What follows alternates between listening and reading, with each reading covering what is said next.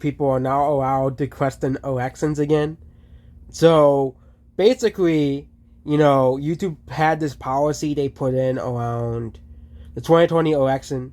I still don't want to say anything about that election, but yeah, basically, people, Trump supporters were basically like, oh my god, Biden won, but we don't like he won. So that's basically TLDR, whole 2020 election afterwards.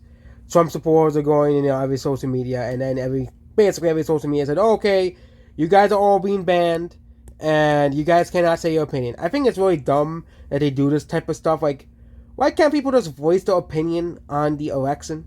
Okay, like, this is just really stupid. Okay, like, I think the whole point of democracy is people want to voice their opinion to see what, as well. Even if the opinions are really, really dumb, like, some people have really, really dumb opinions, like the flat earthers, okay? The flat earthers, they always talk about the flat earth, I even think that those people should have their own opinions to speak, okay? But YouTube will stop removing the falsely claims of 2020 election or other U.S. elections made by widespread frauds, errors, or glitches, the platform announced Friday. Okay. This changed and a month after the 2020 election will start removing new posts that falsely claimed widespread fraud that changes the outcome as well. They used that was basically the quote unquote openly debate political ideas that those are controversial, Basically, they're upping it because they want people to have an open political discussion, which I think that's what they sort of done to begin with. Okay, even if the 2020 election was quote unquote rigged or not, it's still should not. People should still be allowed to comment on it, and YouTube creators should still be allowed to talk about and voice their opinion if it is or not. Okay, and the same thing applies to any other country. Let's just say the British elections were rigged, okay? And YouTube said, okay, you guys cannot talk about the British elections being rigged. I'm just using Britain as an example, okay? Let's just say the British, let's say, Rishi Sunak, that's the Prime Minister, okay? He wins his second term, and people who are the other political party, the Tory, Tory is Rishi Sunak's party, okay, the Labour Party claimed that basically Rishi Sunak rigged the election, okay? And let's just say the Labour Party all say that Rishi, or however the hell, I cannot pronounce his name correctly. Rishi Sunak basically rigged, and his, party rigged the election so he can get another term in office, okay? That's what, common consensus of the Labour Party comes up to. But YouTube basically says, nope, you cannot criticize Rishi Sunak's election. And, you cannot criticize it. You'll be banned from the internet if you do it. It's really dumb. Okay? If they want to find, and if there is no proof or evidence, then let's leave it at that. Okay? But again, if people want to question something about the government, I think it's overall a part of the democratic system for the people to have a voice in the elections. Okay? They get to vote, but people want to see, want to see if the results are 100% accurate, is essentially what they're saying. Okay, good. And the other political side did the same thing on Trump won. They said that the election was rigged. Of course, they're gonna be crazy people that's gonna say the election's rigged and they have no proof behind it. But if someone wants to investigate on a platform, I think they should have the legal right to do. It's the First Amendment aggregated right to investigate the election and see if it was quote unquote legitimate or not. And if it is legitimate, then leave it at that. But if it isn't, then maybe the government should look into it. Let's say there was an election in Florida. Okay, I'm just using Florida as an example. There's a House election in Florida. And basically, let's say candidate one,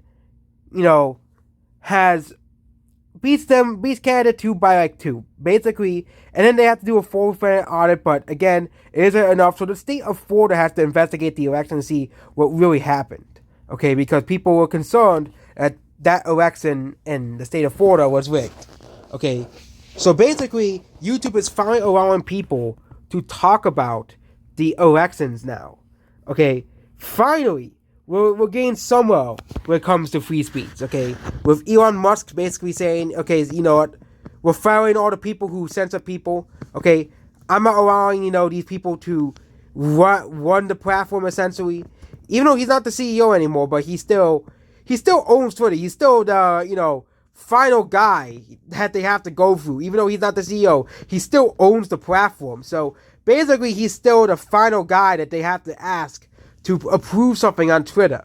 Okay, just because he isn't the CEO of Twitter anymore doesn't mean Twitter still have to go to Elon Musk to say, hey, can we have this new rule or not? They still have to go to the people the guy who bought the company, and basically say, this is what we have to do, and they have to compromise basically as well. Okay, I think YouTube might finally start to become a good platform if they allow people to speak their opinion. They also kind of reversed the swearing policy, and maybe one day I might finally get the dislike button back, because I really do think that Susan was just a horrible CEO of YouTube. Okay, Susan was a horrible CEO of YouTube. Okay, I am astonished they let her be CEO for that long. Okay, she made so many terrible choices and decisions at YouTube that's baffling. Okay, that YouTube's still afloat. Okay, as well. So yeah, hopefully a lot of these decisions, but some of these decisions are made by Google, not YouTube, like the approved links. Okay, some people are angry about that, but it's really they want stuff that is approved.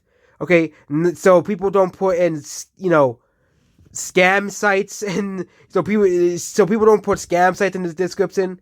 Okay, because like for example, the site Rumble, you can literally sign in with Google on Rumble. Okay, Rumble is not considered a sketchy site by Google if you can really sign in with Rumble using your Google Gmail account. Okay, they're doing that to get rid of the scam accounts on YouTube, to get rid of people promoting scams and pirate websites and sketchy websites on YouTube and other sites they don't want you using. Basically, gambling sites. Okay, and the free and sites basically like the free sites where they basically offer you free stuff. Basically scam sites. Okay, they don't want people putting links for scam sites anymore. Okay, that's essentially what the new rule was. Okay, no more scam sites on YouTube. Okay, I think if YouTube starts to actually put positive things, I think people will be happy with YouTube again. Okay, I still think YouTube should have a couple competitors, because I think that there should be competition in every market, in every industry. Okay, for example, fast food. Burger King is going bankrupt, but that's because of their bad decisions. Okay, but someone else will probably take Burger King's place, either Chick-fil-A or another company. Okay, as McDonald's biggest competitor. Okay, and of course McDonald's still has to compete with every other restaurant out there. Okay, but in terms of fast food, basically the biggest competitors now are Wendy's and Chick-fil-A, who can definitely use the opportunity of Burger King going bankrupt to continue to spread. And of course, new stops can come up as well. Okay, and continue to spread. Okay, but yeah. But but basically it comes after basically Twitter crying that, in the mainstream media, where it's again, the mainstream media has too much power, okay? I think everybody agrees with that one. Okay, them in the articles, about this, but I think the mainstream media is starting to lose the power over everybody else as well. They'll voice, like, people, like, it's so, mainstream media is getting to the point where even YouTube's not listening to them anymore, okay, about the mainstream narrative, okay, the mainstream narrative is what the mainstream media pushes, okay, but YouTube will be changing the policy to allow false claims about past U.S. presidential elections, not just the 2020 election. The same thing can go for the controversial 2000 election as well, okay, because even then, the 2020 election is in the past. It's 3 years ago already. Okay, 3 years already. Okay, if people want to talk about the the history about the 2020 election, and want to say if the election is rigged or not, they can. I think that should be a thing people should be able to talk about, because the 2020 election is old already. It's 3 years old, and yeah. Goodbye.